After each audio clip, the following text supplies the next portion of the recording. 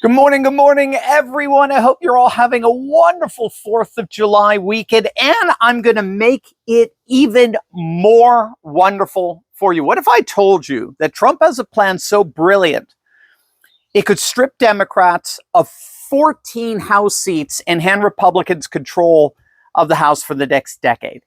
And it's all completely legal. But here's the kicker. Stephen Miller's already working on it behind the scenes. And the mainstream media doesn't want you to know about this. I've spent the last month analyzing the data from multiple sources, and what I discovered is going to absolutely blow your mind. This isn't just about redistricting or reapportionment.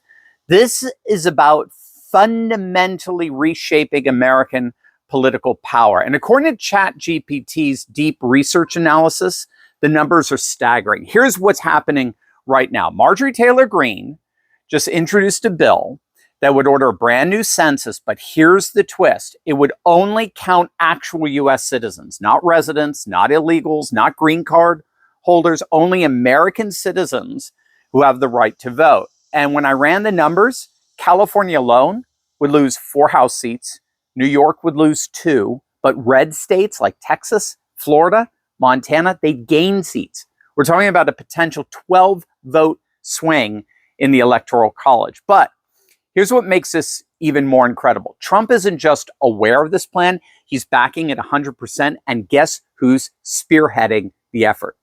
The one and only Stephen Miller, the same man who delivered on border security during Trump's first term, is now targeting the census fraud that Biden used to steal representation from red states. I mean, think about when Stephen Miller sets his sights on something, it gets done.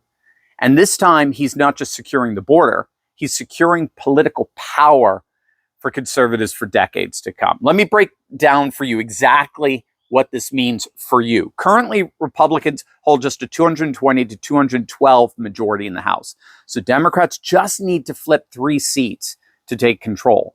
But if the census reform passes, we could see Republicans gain up to 14 seats, making it virtually impossible for Democrats to retake the House in the foreseeable future. California would drop from 52 seats to 48, their lowest representation in modern political history. Meanwhile, states like Texas would jump to 39 seats, Florida 29. Montana would get a 3rd seat, which is amazing given that Montana is one of the most conservative states in the nation. Now, you know the left is going to absolutely lose their minds over this. They're going to scream voter suppression, constitutional violation, whatever. But here's the truth that they don't want you to hear. The founding fathers obviously never intended for illegal aliens to determine American political representation. Period. Full stop.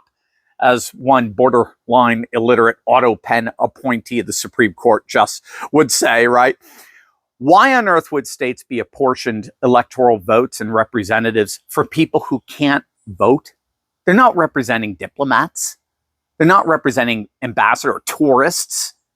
They're representing citizens. So just like with the latest Supreme Court decision that restored executive power by rescuing it from these insane left-wing activists disguised as circuit court justices imposing these mythical nationwide injunctions, so the census reform will finally restore proportionate representation to the actual citizen population, which is great news for red states and horrible news for blue states. But wait, there is even more.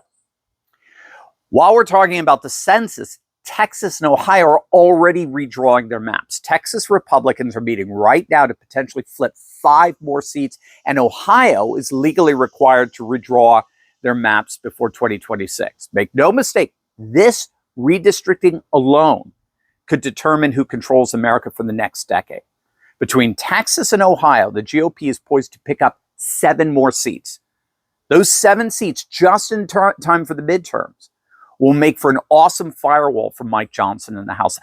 In fact, with those 7 seats, the Democrats would have to win every single toss-up race, every single one, just to come out even where they are right now. Talking about an uphill battle. So with the census reform and the 7 new seats in Texas and Ohio, we're looking at over 20 solid red GOP seat pickups for for the midterm elections. It just keeps getting better and better, gang. And I'm going to make sure you always have a front row seat. So make sure to smack that bell and subscribe button, because this is precisely the kind of inside information the legacy media is deliberately trying to hide from you. Enjoy your weekend. God bless.